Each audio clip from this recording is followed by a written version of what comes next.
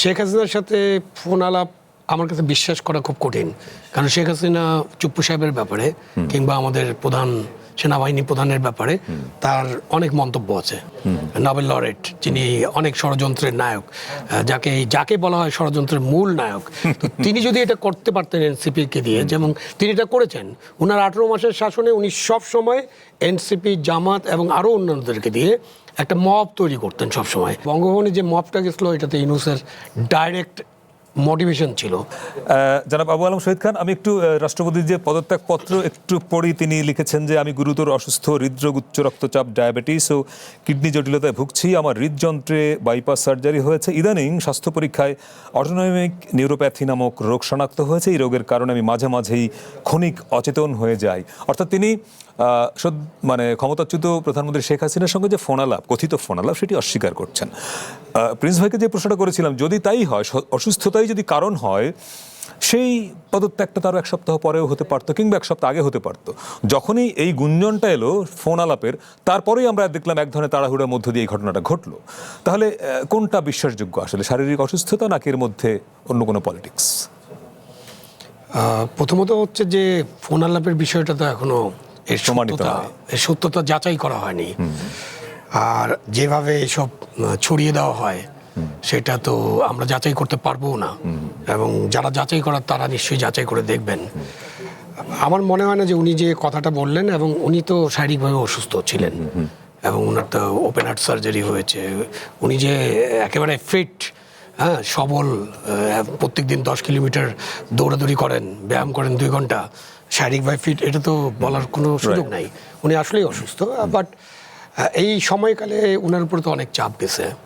ধরেন পদত্যাগ, অভিশংসন, জোর করে তাকে হটিয়ে দেওয়া, বঙ্গভবন ঘেরাও, অনেক নাটকীয় ঘটনাটা ঘটছে না? তারপরেও দেখা গেল যে বিএনপি তখন একটা স্ট্যান্ড নিয়েছিল যে তারা সংবিধানের বাইরে যাবে না, সুতরাং একটা নির্বাচন হলো, এবং নির্বাচনের মধ্য দিয়ে তিনি তখনও থেকে গেলেন। এবং প্রিন্স একটা কথা বলছিল যে সুবিধাজনক সময়ে।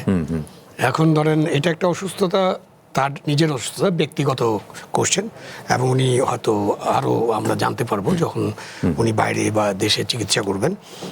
সুবিধাজনক সময়টা যখন আমরা অনেকে অ্যানালাইসিস করছিল যে বিএনপি তাকে কতদিন রাখতে পারে, তখন একটা আলোচনা আসছিল, যে আলোচনা মানে এরকম ধারণা করা হচ্ছিল, সেটাও কারেক্ট না হতে পারে, যে বিএনপি এমন সময় রাষ্ট্রপতি নির্বাচনটা করবে, শাহাবুদ্দিন সাহেবকে ফুল টেনিওর রাখবে, এটা কেউই বিশ্বাস করে নেই, এবং বিশ্বাস করার কোনো কারণ নাই।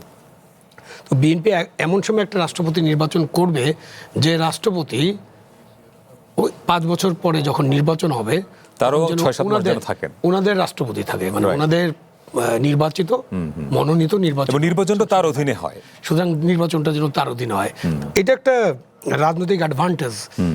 এটা বিএনপি নেবে না কেন? সুতরাং ওই সময়ে যদি রাষ্ট্রপতি পদত্যাগ করতেন, এটি একটি অঙ্ক। তার মানে আপনি কি বলছেন যে এই যে প্রক্রিয়াটা স্বাভাবিক, তাড়াহুড়া এক ধরনের ছিল না? একটু তাড়াহুড়া মনে হচ্ছে, মানে ফোন আলাপের প্রসঙ্গটা যখন এলো, তারপরেই এই যে ঘটনাটা তাড়াহুড়া মনে হচ্ছে, তাড়াহুড়া আছে, ফোন আলাপের ইস্যুটা থাকতে পারে। বাট শাহাবুদ্দিন সাহেবকে তো চলে যেতেই হতো, আজকে হোক, কালকে হোক, পরে 15 দিন পরে, 2 মাস পরে তো যেতেই হতো, কারণ শাহাবুদ্দিন সাহেব ওখানে তো ফুল টেনিওর থাকতে পারতেন না। সুতরাং বিএনপি এই রাজনৈতিক চিন্তাটা তাদের ছিল, এবং তারা এটা করবে, এটা মোটামুটি স্থির। এখন যতদিন তাকে রাখা যায়, হয়তো ফোন আলাপটা এটাকে আর একটু উৎসাহিত করেছে। আমাদের চেয়ে তো গভর্নমেন্টের কাছে বেশি খবর থাকে, যদিও শাহাবুদ্দিন সাহেব একদম ব্ল্যান্টলি অস্বীকার করেছেন, এবং খুবই ভালোভাবে বলেছেন যে দিল্লি, এই বাংলাদেশে থেকেই তো ফোন তো যে কোনো জায়গা থেকে করা যায়, এবং ফোন তো করতেই পারতেন। শুধু লন্ডনে যে ফোন আলাপ করতে হবে এমনটা নয়। এবং শেখ হাসিনার সাথে ফোন আলাপ আমার কাছে বিশ্বাস করা খুব কঠিন, কারণ শেখ হাসিনা চুপ্পু সাহেবের ব্যাপারে কিংবা আমাদের প্রধান সেনাবাহিনী প্রধানের ব্যাপারে তার অনেক মন্তব্য আছে। অডিও শুনেছি আমরা। সুতরাং শেখ হাসিনা তার সাথে কথা বলে ফেলবে লন্ডনে হঠাৎ করে, এরকমটা আমার বিশ্বাস হয় না।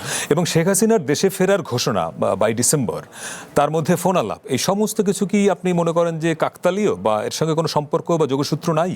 না, কাকতালীয় না, যোগসূত্র থাকতে পারে, বাট আমরা এখনো শিওর না। আচ্ছা, আপনি যোগসূত্র বের করতে পারেন, আমি ষড়যন্ত্র তত্ত্বে বিশ্বাস করি না, বাট ষড়যন্ত্র তো আর থাকতেই পারে, মানে তত্ত্ব আছে, ষড়যন্ত্র থাকে, এবং তো রাষ্ট্রপতি- এটা কানেক্টেড হতে পারে। হতে পারে। তো এটা রাষ্ট্রপতির আমাদের অডিওটা শুনো, আমাদের ইন্টারভিউ যেটা দিয়েছেন সেখানে উনি এনসিপিকেই উদ্দেশ্য করে বলেছেন যে কিসের বিচার। উনি সংবিধানের 51 অনুচ্ছেদের উদাহরণ দিয়েছেন। 51 অনুচ্ছেদে বলা হয়েছে যে রাষ্ট্রপতি থাকা অবস্থায় তার বিরুদ্ধে কোনো মামলা করা যাবে না, গ্রেপ্তারি পরোয়ানা জারি করা যাবে না, কিন্তু উনি তো এখন রাষ্ট্রপতি নাই। এনসিপি আজকে কিছুক্ষণ আগে যে সংবাদ সম্মেলন করেছে সেখানে তারা বলেছে যে বিএনপি অভিশংসনের মধ্যে না গিয়ে তাকে পদত্যাগের সুযোগ দিয়েছে, এবং রাষ্ট্রপতি যে চিঠি লিখেছেন যে ভাষায়, তাতে মনে হয়েছে তিনি অসুস্থ, এবং এটি বলবার মধ্য দিয়ে তিনি এমন একটা পরিস্থিতি তৈরি করতে চেয়েছেন যাতে তাকে সেফ এক্সিট দেওয়া যায়, এবং এনসিপি দাবি করেছে তাকে দ্রুত গ্রেপ্তার এবং ট্রাইব্যুনালে মুখোমুখি করা। এটাকে আপনি কিভাবে দেখেন? এনসিপি এটা দাবি করতে পারে, এবং এনসিপির দাবি তো একটু নতুন নয়। তারা তো পারলে রাষ্ট্রপতিকে 5ই আগস্টের পরে, মানে এই আগস্ট মাসেই বা তারপরের মাসে সেপ্টেম্বর অক্টোবর মাসের মধ্যে তারা ফেলে দেওয়ার চেষ্টা করেছে। তখন এটাকে অনেকে ষড়যন্ত্র মনে করলেও করতে পারতো, করেছো কেউ কেউ, কারণ তখন যদি রাষ্ট্রপতি পদত্যাগ করতো বা রাষ্ট্রপতিকে যদি ফেলে দেওয়া যেত, তাহলে কিন্তু এখন যে একটা নির্বাচনের মধ্য দিয়ে যে আমরা সাংবিধানিক একটা প্রক্রিয়া, নির্বাচন নিয়ে আপনি বিতর্ক থাকতে পারে, আলোচনা থাকতে পারে, কারণ জামাত নিজেই তো আলোচনায় আগুন দিয়ে দিয়েছে যে এটা ইঞ্জিনিয়ারিং হয়েছে, এই অনেক জায়গায় কাকে দেওয়া হবে এটা ঠিক করা ছিল, এবং ওনারা উপদেষ্টাদের কাউকে কাউকে দায়ী করছেন।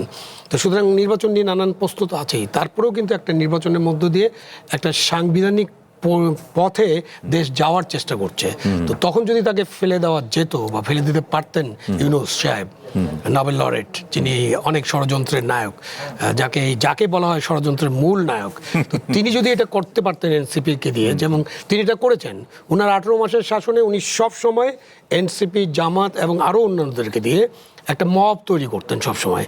উনি যেটা মনে করতেন, যেটা চাইতেন, বা উনার যারা ছিলেন তারা যে জিনিসটা চাইতেন সেই জিনিসটার পক্ষে একটা মব তৈরি করতেন। প্রথমে 2 দিন 3 দিন তার ওখানে যেত, তাদেরকে আবার ঠান্ডা পানি খাওয়ানো হতো, ঠান্ডা জল দেওয়া হতো, আবার খাবার টাবার বিরিয়ানি টেনে দেওয়া হতো, আবার জগন্নাথ বিশ্ববিদ্যালয়ের ছেলেরা যখন আন্দোলন করতে আসলো তাদেরকে পিটানি দেওয়া হতো।